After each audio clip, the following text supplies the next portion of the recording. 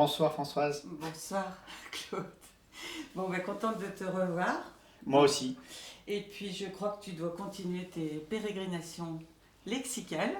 Voilà, donc sur quel terrain tu nous emmènes aujourd'hui? Alors aujourd'hui, pour faire un peu dans le prolongement de ce que j'avais dit la dernière fois, je voudrais m'intéresser à tout un vocabulaire qui tourne autour de la question de la sécurité, du risque, de l'assurance, parce que je pense que toutes les décisions de politique publique qui sont prises actuellement autour de la crise sanitaire relèvent aussi de ce champ.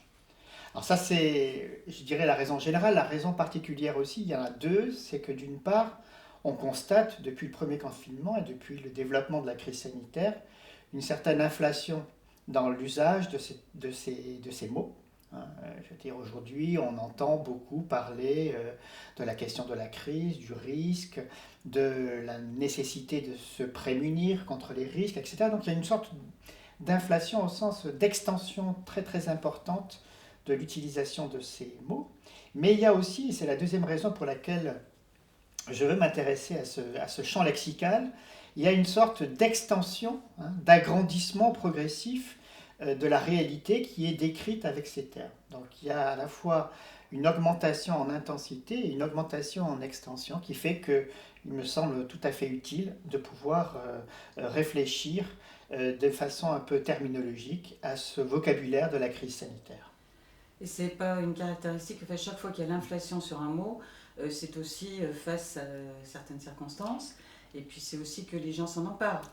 Tout à fait. C'est-à-dire qu'en fait, quelque part, il y a un symptôme, c'est que dans cette utilisation de plus en plus importante de certains types de mots, on essaye de décrire une réalité à laquelle on n'est pas forcément habitué. Donc on va utiliser des mots qui appartiennent au vocabulaire commun, mais qui vont progressivement revêtir des sens ou des significations différentes. Et c'est effectivement toujours le cas lorsqu'on est confronté à des circonstances qui sont particulière ou accidentelle. Et là, évidemment, la question de la crise sanitaire est une circonstance tout à fait particulière. Alors, ce qui m'intéresse évidemment, là aussi, dans cette dimension de l'analyse de mes pérégrinations terminologiques, c'est qu'on va se donner les moyens de réfléchir à la dimension politique et on va comprendre que finalement, cette utilisation des mots, elle ne fait pas l'objet d'un consensus évident. Elle ne fait pas l'objet d'une unanimité. Et ce qui veut dire qu'il y a des conflits d'usage, des conflits de description, et que, évidemment, à partir du moment où on admet qu'il y a des conflits dans les usages, des conflits dans les descriptions, il y a de fortes chances pour qu'on ne soit pas tout à fait d'accord sur les remèdes ou sur les solutions que l'on pourrait apporter à la crise. Et d'une certaine manière, le vocabulaire de la sécurité, le vocabulaire du risque, le vocabulaire de l'assurance contient ces éléments de discorde, contient ces éléments de tension, de conflictualité, comme on va voir, et c'est tout cela qui m'intéresse, et qu'il faut que finalement, réfléchir au sens des mots, c'est pas simplement s'intéresser à l'histoire, comme je l'ai déjà indiqué, c'est aussi voir comment, à un moment donné du temps, dans une circonstance particulière qui est celle de la crise, eh bien, ces usages dénotent, mettent en évidence des désaccords. Et ces désaccords, est-ce que ça implique que les gens se dépossèdent aussi de certaines réalités? Alors, je ne sais pas si c'est qu'ils se dépossèdent de la réalité ou si c'est qu'ils se l'approprient différemment. Parce qu'on voit bien ici, dans ces cas particuliers, qui sont quand même des cas assez importants, que cette utilisation des mots, elle sert peut-être à décrire une certaine réalité avec laquelle on n'est pas familier, mais aussi à se l'approprier, à la construire. Il faut toujours garder à l'esprit, et c'est pour ça que cette analyse des mots est intéressante, il faut toujours garder à l'esprit l'idée que les mots ne sont pas simplement un voile de représentation qui permettrait de décrire une réalité qui existe toujours déjà. Les mots sont des instruments qui nous permettent d'intervenir sur le réel, au même titre que des outils matériaux extrêmement compacts. Donc les mots sont des outils. Et comme tous les outils, il y a des usages qui sont extrêmement différents. Et donc il y a une conflictualité potentielle de ces usages. Et tu as à la fois l'intervention avec les outils, mais tu as les outils aussi qui reviennent sur celui qui les utilise. Tout à fait. Et je pense que cette dimension un peu contradictoire, cette dimension de diversité dans la manière d'utiliser les mots et dans la manière dont les mots nous renvoient à une certaine réalité, elle se traduit, je ne sais pas si vous vous souvenez un peu au tout début du premier confinement, il y avait une diversité de lecture de la crise et une diversité d'interprétation des moyens d'y faire face. Je pense notamment à la fameuse controverse qui a duré un certain temps entre les interventions médiatiques du professeur Raoult et ce que les experts médicaux, le fameux comité scientifique qui incarne l'académie de médecine, enfin l'académisme dans toute sa splendeur, il y avait des conflits. Ces conflits, ils tenaient à la fois à la manière de lire la crise et en même temps à des hypothèses concernant les médicaments ou les ressources de solutions possibles. Et cette conflictualité, eh bien, qu'est-ce qu'elle met aux prises? Elle met aux prises des cercles académiques différents, elle met aux prises des représentations de la réalité différentes, et elle met aux prises des interprétations des solutions possibles différentes. Donc, oui. Oui, non, c'était surtout sur le terme que tu voulais aborder, je crois, sécurité. Oui. Donc le sens du mot sécurité qui a été très largement exploité et utilisé dans tous les sens possibles. Donc, alors voilà, je vais commencer par ce mot, en n'oubliant pas chaque fois que voilà, ces terminologies, ces termes sont l'objet de désaccords. Alors, si on s'intéresse un peu à l'histoire du mot sécurité, on se rend compte que ce terme, et je lis la définition du dictionnaire, désigne un état d'esprit confiant et tranquille d'une personne qui se croit à l'abri du danger. Donc on voit bien ici que le mot sécurité renvoie à une famille de mots extrêmement importants qui relèvent du sens de la sécurité, de la tranquillité, de la confiance. Autrement dit, se sentir en sécurité, c'est se sentir assuré, c'est se sentir en confiance. Et cette confiance et cette sécurité, elles sont évidemment des objectifs en soi, mais dans le cadre de nos sociétés modernes, eh bien, ces éléments sont ceux qui vont nous permettre de nous projeter dans un futur.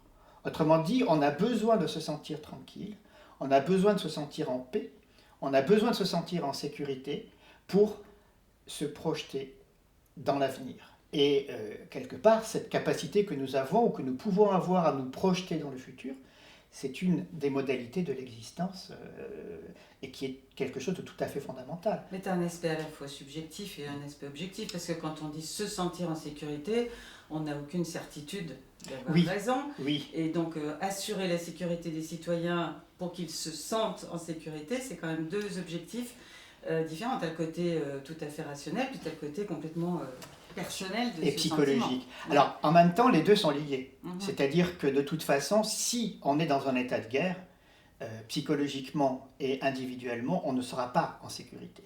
Ce qui veut donc dire que la condition de possibilité de cet état de confiance et de tranquillité, elle relève d'un niveau d'analyse qui est celui de la société.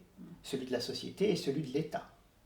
Donc évidemment, ici, ce qu'il faut bien comprendre, c'est que cette question de la sécurité, elle enveloppe à la fois la définition d'un état individuel, psychologique, mais cet état individuel et psychologique est lui-même rendu possible par un état social qu'on appelle un état de droit. Alors qu'est-ce que ça veut dire ici? Ça veut simplement dire qu'on est dans une société où un certain nombre d'institutions garantissent par l'établissement de lois, par la vérification que ces lois sont bel et bien respectées, les conditions d'un rapport entre les individus, ou d'un rapport entre les individus et leurs biens, un rapport qui est stable, un rapport qui est conforme à ce que nous dit le droit. Donc je pense que l'état de droit, qu'est-ce que ça signifie?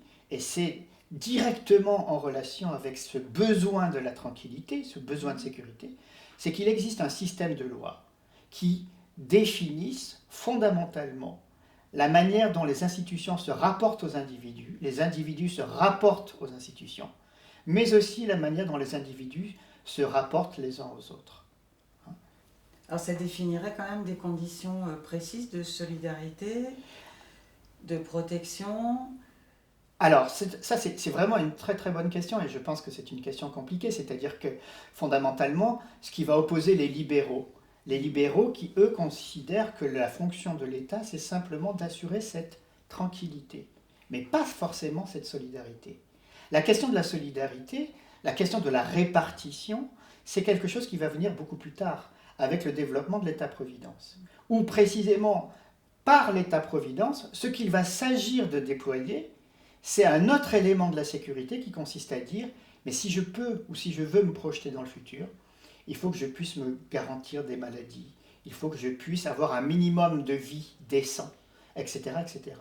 Et cette dimension-là de la sécurité ou de la tranquillité, qui consiste à dire qu'on est égaux devant la maladie, ou du moins qu'il est possible de se soigner, etc., c'est quelque chose qui apparaît de manière très claire beaucoup plus tard, et notamment après la Seconde Guerre mondiale, pour ce qui est du cas français, puisque les fameux décrets d'ordonnance qui fixent et qui mettent en place la sécurité sociale sont de 1946, et où, évidemment, on part de l'idée que la solidarité est un élément de la tranquillité.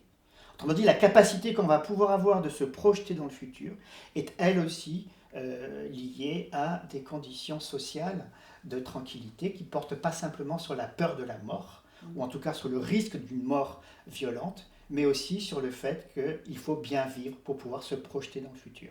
C'est-à-dire qu'elle garantit non seulement une tranquillité individuelle, mais elle garantit une tranquillité collective. Voilà. Parce que c'est ce qu'on nous explique. Si le commerce, l'industrie repartent, ou en tout cas ne sont pas détruits, les individus vont y trouver aussi leur compte.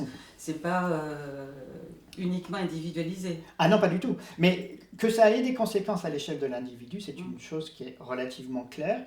Mais évidemment, l'instance à partir desquelles ces conséquences sont déployées, c'est une instance sociale. Et d'ailleurs, on le voit bien dans les périodes de crise.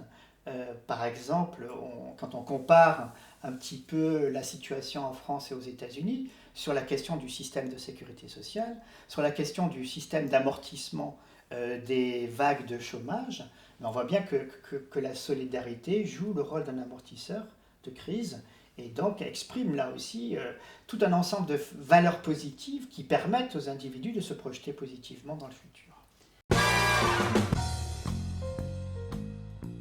Merci beaucoup Françoise pour cette première évocation.